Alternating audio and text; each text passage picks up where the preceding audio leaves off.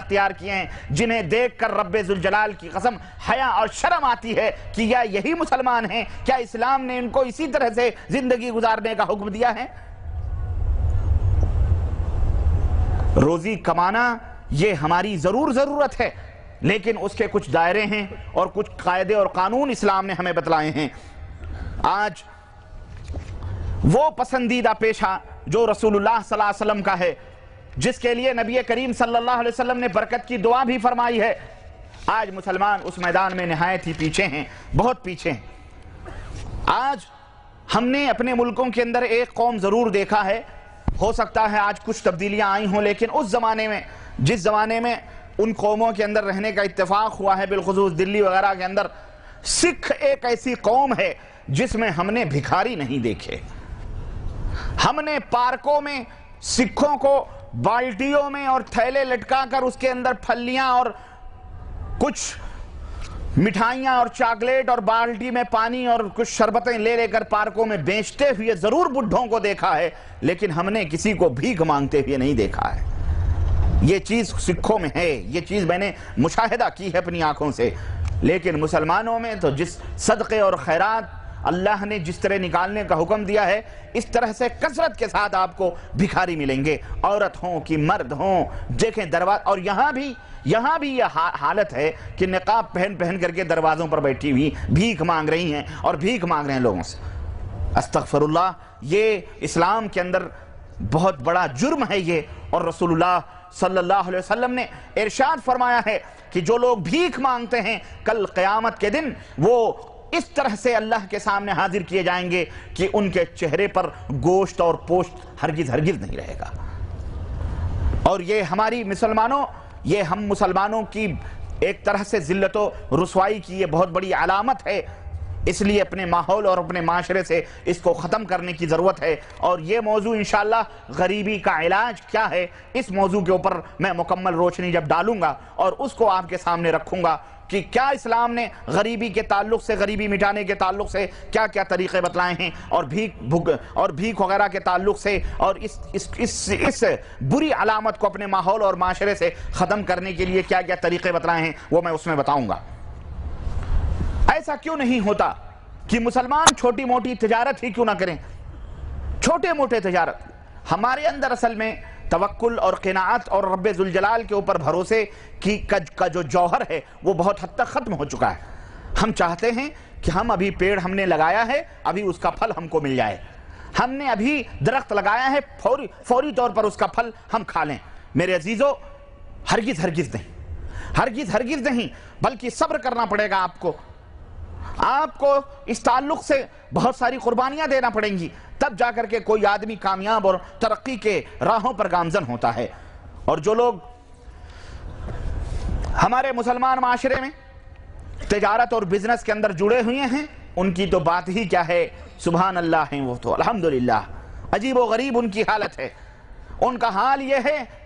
کہ بالکل بغیر کسی حلال اور حرام کی تمیز کیے ہوئے، الا من رحم اللہ، ایسے بھی اللہ کے بندے ہیں جو الحمدللہ حرام اور حلال کی تمیز کرتے ہیں، لیکن اکثریت ان مسلمانوں کی ہے کہ رب ذوالجلال کی قسم ہے، حلال اور حرام کی تمیز کیے ہوئے بغیر ہم نے ایسے قوم اور لوگوں دیکھا ہے، اور لوگوں کی یہ مسلمان دیکھا دیکھی ایسا بھی کرتے ہیں کہ اپنے دین اور اسلام کے تمام اصول اور قوانین کو پھلانگ کر، دین اسلام کے نظام اور ان کے حدود اور دائروں کو پس پش ڈال کر بالکل جھوٹ، خود غرضی، بددیانتی، مکر و فریب اور دغابازی اور چال بازی اور شقاوت قلبی اور بد اخلاقی سے بزنس کر رہے ہیں اور اپنے کمائیوں میں حرام کی ملاوٹیں کر رہے ہیں۔ ہم نے تو ایسے لوگوں کو بھی سنا ہے کہ اگر غیر مسلم کی کوئی دکان ہے اور مسلمان کی کوئی دکان ہے تو مسلمان بھی اپنے بھائی کی دکان پہ نہیں جاتا۔ کیوں؟ وہ کہتا ہے کہ اگر اس کے ہاں جاؤ تو وہ زیادہ قیمت میں دیتا ہے، لیکن غیر مسلم کی دکان پہ جاؤ تو ہمیں سستے میں ملتا ہے، اور وہ ہمیں خوش اخلاقی سے ہمیں جو پیش آتا ہے، خوش اخلاقی اور محبت سے پیش آتا ہے، بلکہ زیادہ ہی دے دیتا ہے، لیکن مسلمان ہمارے ساتھ ایسا سلوک نہیں کرتا۔ ہم نے ایسے بھی لوگوں کو دیکھا ہے اور سنا ہے، اور ایسے لوگوں کی باتیں بھی ہم نے سنی۔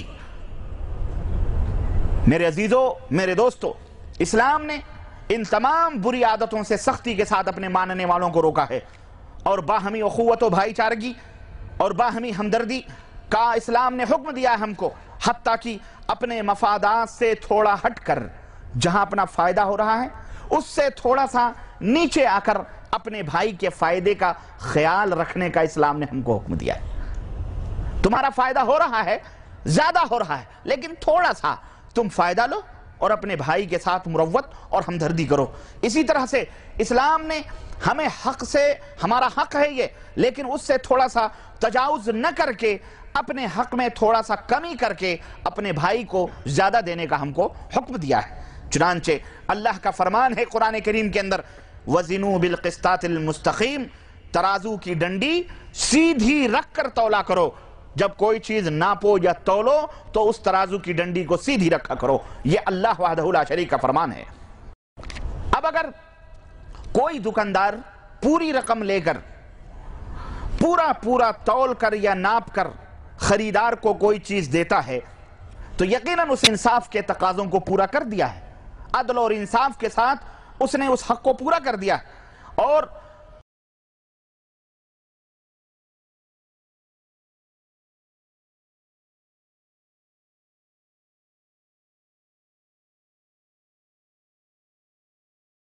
खरीदने वाले और बेचने वाले के दरमियान जो कुछ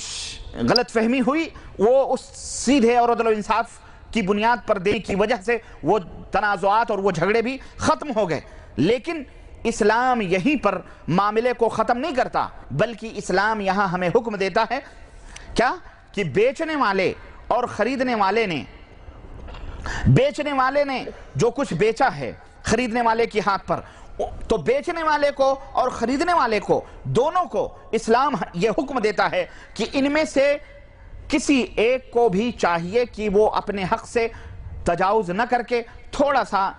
नरमी बरते और थोड़ा सा हमदर्दी के साथ थोड़ा सा तनाजुल अख्तियार करे, थोड़ा सा अपने हक को कम ही ले ले, यही उसके लिए ज्यादा बेहतर है। एक दफा रसूल अकरम सल्लल्लाहु अलैहि वसल्लम बाजार में तशरीफ ले गए और एक आदमी कोई माल तौल रहा था। आप सल्लल्लाहु अलैहि वसल्लम ने देखा कि बहुत अच्छी तरह से वो माल को तौल रहा है, लेकिन आपने उसको हुक्म दिया जिन व अर्जिह, ए बंदे खुदा, तिरमिजी की ये रिवायत है, ए बंदे खुदा सही तौल और थोड़ा सा तराजू को झुका के दे, थोड़ा सा तराजू को झुका दे। ठीक है कि हक तू दे रहा है, लेकिन थोड़ा सा झुका करके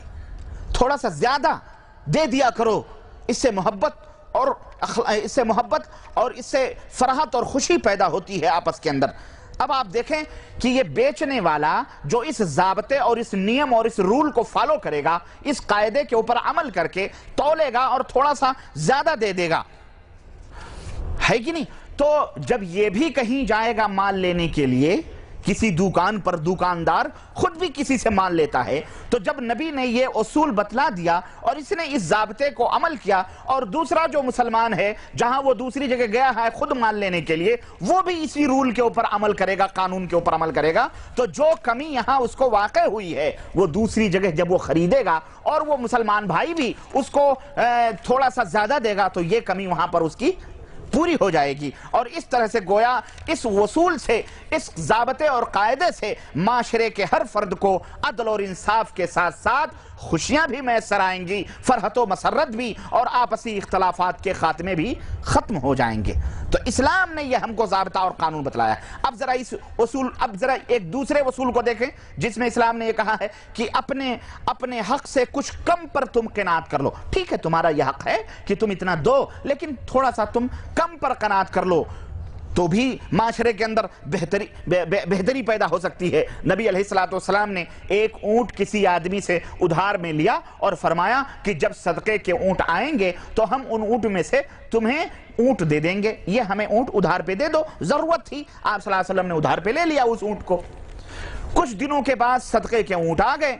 तो आप सल्लल्लाहु अलैहि वसल्लम ने हजरत अबू राफे को हुक्म दिया कि अबू राफे, जिससे हमने उधार ऊंट लिया था, अब इन ऊंटों में से एक ऊंट उसको वापस कर दो। तो हजरत अबू राफे कहने लगे, ए अल्लाह के नबी, जो ऊंट हमने उस आदमी से लिया था वो ऊंट और जो ऊंट सदक़े के आए हैं, इन ऊंटों में तो काफी फर्क है। जो ऊंट सदक़े के आए हैं उस ऊंट से कहीं ज्यादा कीमती और कहीं ज्यादा आला नस्ल के और अच्छे और तंदुरुस्त और बड़े हैं और आला नस्ल के हैं और कीमती हैं। लेकिन जो ऊंट हम लोगों ने उधार में लिया था वो ऊंट तो इससे बहुत कमतर दर्जे का और कम कीमती था। अल्लाह अकबर। अल्लाह के हबीब सल्लल्लाहु अलैहि वसल्लम ने क्या फरमाया? आपने फरमाया नहीं नहीं, बेहतर ऊंट ही उसको वापस करो, जो बेहतर ऊंट है, जो अच्छा ऊंट है उसको वापस करो। और साथ ही हजरत अबू राफे को एक कायदा बतलाया और आप सल्लल्लाहु अलैहि वसल्लम ने पूरी दुनिया के सामने ये उसूल रखा कि इन्ना खैरन नासी अहसनुहुम क़ज़ान। ऐ लोगो याद रखो, तुम में बेहतरीन आदमी वो है, अच्छा आदमी वो है कि जो अदायगी के लिहाज से, अदायगी के वक्त अदायगी बेहतर अंदाज से किसी के उधार को अच्छी तरह से अदा कर दे,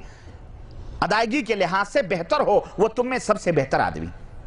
ये ना देखो कि हमने इससे उधार लिया है तो अब वो माल तो इतने का था, इतने का नहीं है, नहीं, बल्कि अगर वही चीज वापस कर रहे हो, भले वो अच्छी चीज उसको वापस दो, तुमको उसने दिया है उधार, तुम्हारी जरूरत पूरी हुई है। अल्लाह अकबर। अब देखें कि लेते वक्त अपने हक से कुछ कम पर अल्लाह के नबी सल्लल्लाहु अलैहि वसल्लम ने क़नाअत किया, लेकिन देते वक्त आप सल्लल्लाहु अलैहि वसल्लम ने उसको बेहतर और ज्यादा दिया। और इससे क्या हुआ? वो आदमी भी खुश हो गया और आइंदा भी अगर वो उधार मांगे तो वो आदमी अच्छी तरह से देगा कि भाई इस आदमी को देते हैं तो ये अच्छी चीज वापस देता है। लेकिन अगर आपने किसी से उधार लिया है, कर्ज लिया है, तो आज के दौर में तो हम इस कदर शकीउल क़ल्ब और सख्त दिल हो चुके हैं अल्लामा वल हफीज कि किसी को दुश्मन बनाना है, किसी को दुश्मन बनाना है अपने दोस्त को, तो उसको उधार दे दो,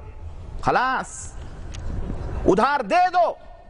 दुश्मनी शुरू वहीं से। और बुजुर्ग कहा करते हैं जब तुम किसी को उधार दो तो फिर वापस लेने की तमन्ना न आरजू न करो, और जिस दिन वो तुम्हें मिले तो यूं समझो ये तुम्हारी आज की कमाई है, उम्मीद न रखो। ये इस दौर के बुजुर्गों का कहना है। क्यों हम इस तरह बददियानत, वादा खिलाफ और बेईमान हो चुके हैं कि हम किसी का माल अगर उधार लेते हैं,